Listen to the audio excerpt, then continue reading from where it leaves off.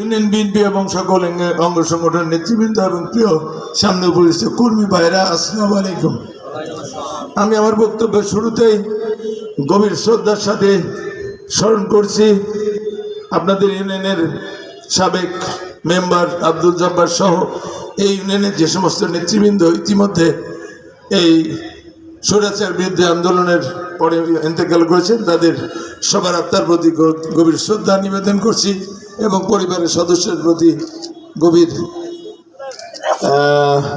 শ্রদ্ধা জ্ঞাপন করছি। সেই সাথে সাথে আমি শ্রদ্ধার সাথে স্মরণ করছি বিগত ছাত্র জনতার আন্দোলনে, এই স্বৈরাচার বিরোধী আন্দোলনে যে সমস্ত শিশু, কিশোর, যুবক যুবতী এবং ছাত্র জনতা সহস্রাধিক ব্যক্তি আত্মহতি দিয়েছে, তাদের সবাই আত্মার মাগফিরাত কামনা করে আমি আমার বক্তব্য শুরু করছি। প্রিয় ভাইরা আমার, ইতিমধ্যে যে কাজটি গত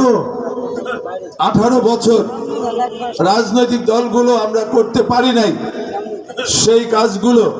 আমাদের সন্তানেরা, এখানে আমরা যারা উপস্থিত রয়েছি তাদের অনেকের সবার সন্তান যারা স্কুল কলেজে পড়াশোনা করে, বাংলাদেশের প্রায় 4.5 কোটি শিক্ষার্থী এই আন্দোলনে সম্পৃক্ত হয়েছিল। কেউ সরাসরি রাজপথে ছিল, কেউ ফেসবুকে ছিল, কেউ সোশ্যাল মিডিয়ায় ছিল, কেউ তাদের এলাকায় থেকেই এই আন্দোলনের প্রতি অকুণ্ঠ সমর্থন দিয়ে এই আন্দোলনকে বেগবান করেছে, যার ফলশ্রুতিতে এই আমাদের সন্তানেরা সফলভাবে সেই আন্দোলনে তারা রাজপথ দখল করেছে এবং আমরা আন্দোলনে সফলকাম হয়েছি। স্বৈরাচারী ফ্যাসিস্ট শেখ হাসিনা সরকার জীবন নিয়ে তার লক্ষ কোটি সমর্থককে এদেশে ফেলে রেখে বীর দর্পে